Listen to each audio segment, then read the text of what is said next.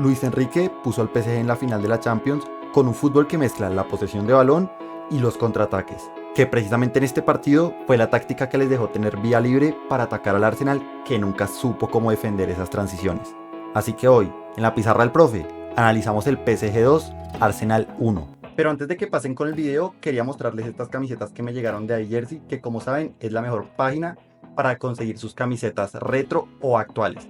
Además de que, como ya saben, tienen un 10% de descuento con el código PROFE y también envío gratis a casi todos los lugares del mundo. Así que, ¿qué están esperando para conseguir su camiseta favorita? Así que el PSG recibía en su casa al Arsenal tras esa victoria que habían sacado por 1-0 en Inglaterra, pero igualmente no se podían confiar. Pues para este partido el Arsenal tenía el regreso en la mitad del campo de Partey, que hacía que precisamente se vieran con el mismo sistema de juego y con el mismo 11 que enfrentaron al Real Madrid, con ese 4-3-3, dejando de 5 a Partey y a Merino como su 9. Mismo sistema de juego que usaría igualmente el PSG, donde también salieron con el 4-3-3, en donde la única rotación fue ver a Doué como el delantero centro que jugaría como falso 9 realmente, pues Dembélé no estaría totalmente recuperado para jugar los 90 minutos. Así que el partido iniciaría y veríamos las intenciones que tenía el Arsenal de acumular jugadores en ataque para poder tratar de empatar en el global. Y es que para eso lo que hacían era lo siguiente: Saka se iba a posicionar como el jugador más aislado pegado hacia la banda, para que así pudieran buscar el 1 versus 1 de Saka frente al lateral izquierdo del París, que en este momento sería Nuno Méndez.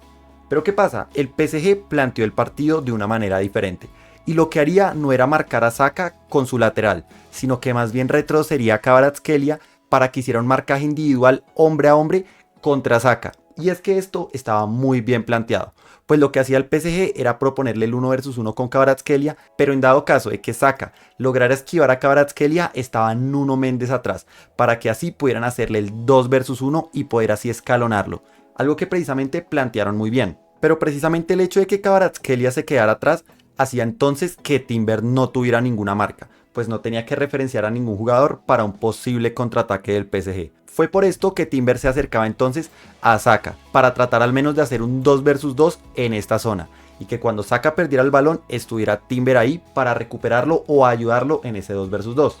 Es por eso que si nos fijamos en el sistema de juego en el que iba a quedar el PSG, iba a quedar entonces en un 4-5-1, con el retroceso de Kvaratskhelia y de Barcola, que eran los encargados de, como les digo, marcar a los extremos del Arsenal.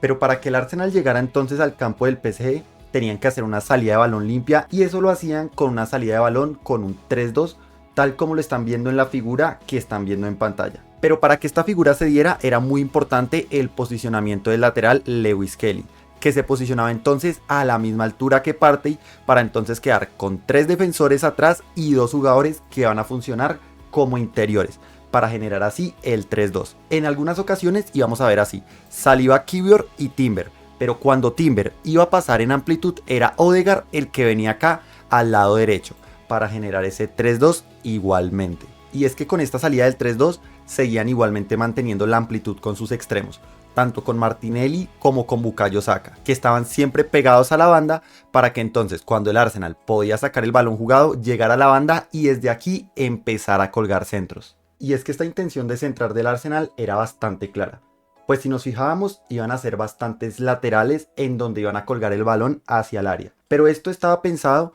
para que primero hundieran a la línea defensiva del PSG sobre su área. Así toda la línea se hundía tal como estamos viendo acá en la pizarra. Pero la idea era que en el borde del área se quedaran 2 jugadores, tanto Odegaard como Partey, que cuando el balón quedaba flotando eran ellos los que tenían que venir a buscar ese rebote, y así poder finalizar de cara a portería del PSG. Pero aquí es donde empezaría a aparecer Donnarumma, que en este partido tendría una actuación fenomenal.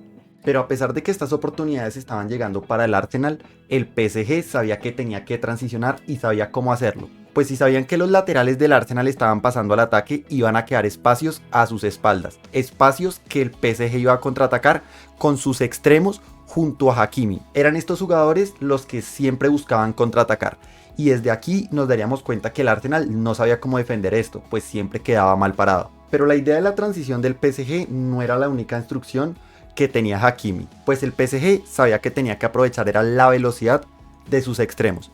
Y para eso, cuando tenían el balón, tenían una idea clara.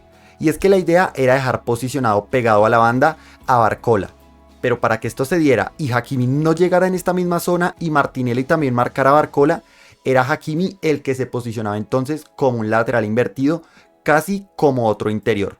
Así Martinelli tenía que desplazarse hacia el carril interior y Barcola era el que estaba pegado hacia la banda para buscar hacer ese duelo 1 versus 1 frente al lateral del Arsenal. Y es que precisamente tras una posesión así el PSG conseguirían una falta en donde mostrarían que tenían esta jugada preparada. Pues si nos fijamos, Fabián Ruiz una vez ve que el balón sale, da un paso hacia atrás, para así quedar en el borde del área. Y así cuando el balón le llegó, pudo orientar el balón con su pecho y sacar un remate inatajable para raya y poner entonces el 1-0 a favor del PSG. De esta manera llegaríamos al segundo tiempo en donde el Arsenal sí o sí tenía que ir a buscar descontar. Pero el problema fue que empezó a verse un equipo partido. Es decir, tenían dos bloques, el bloque ofensivo como estamos acá, pero también el bloque defensivo que se estaba quedando muy atrás y no estaba acompañando totalmente. Como también en el retroceso, los jugadores más ofensivos no estaban retrocediendo. Con eso cuando el PSG contraatacaba, buscaba poner un balón entre líneas, en donde íbamos a ver un espacio bastante grande, tal como lo estamos viendo acá en la pantalla.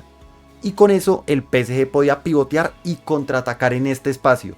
Y así las transiciones del PSG eran bastante complicadas de defender, pues el Arsenal estaba muy desorganizado. Eso sí, a pesar de todo, el Arsenal seguía rematando a portería, más que con táctica grupal, con técnica individual. Y es que Saka sacaría un remate al ángulo que increíblemente Donnarumma atajaría. Pero por el otro lado, Raya no se quedaba atrás, pues el PSG conseguiría un penal por una mano dentro del área. Y Vitinha tendría la posibilidad así de liquidar el encuentro. Pero esta vez Raya le ganaría el enfrentamiento, atajando un penal que iba esquineado abajo. Así el partido seguiría en donde veríamos al PSG, como les digo, en ese bloque defensivo, generando un 4-5-1, mientras el Arsenal los atacaba con varios jugadores con la necesidad de descontar. Pero fue así como el PSG volvería a transicionar, en una jugada en donde ya Dembélé había entrado, y es que si nos fijamos, habían contraatacado con 3 jugadores arriba, para que luego Dembélé pudiera jugar de espalda al arco. Le pivotearía el balón a Hakimi, que anotaría un gol que se merecía por todo lo bueno que había hecho en este partido, poniendo así el 2-0 a favor del equipo francés. Y es que con ese gol el Arsenal realmente ya no tenía mucho más que hacer, pues aunque Saka anotaría el gol del descuento, no les alcanzaría para remontar un global que ya estaba 3-1. Así Luis Enrique lleva al PSG de vuelta a una final de Champions League, en donde van a enfrentar al Inter que viene de eliminar al Barcelona. Y yo creo que será un partido en donde el Inter le va a ceder la posesión de balón al PSG, pero para que estos posicionen a sus laterales ofensivos, y así con los carrileros del Inter poder transicionar a la espalda, tal cual como lo vimos contra el Barcelona, que lograron hacer así muchísimo daño. Así que ahora solamente nos queda disfrutar de la final que se nos viene. Pero como saben, acá en el canal van a tener el análisis de los dos equipos, tanto del Inter como del PSG individualmente, además del análisis de la final de la Champions. Así que suscríbanse y activen la campanita para no perderse el contenido que se viene. Espera, antes de que te vayas, quería pedirte que si este tipo de videos te gustan, te suscribas al canal, pues más del 70% de la gente que me ve no está suscrita, y probablemente tú seas uno de ellos. Así que realmente me ayudaría mucho si te suscribes, pues así llegaríamos a la meta que estamos buscando, que son los 100.000 suscriptores.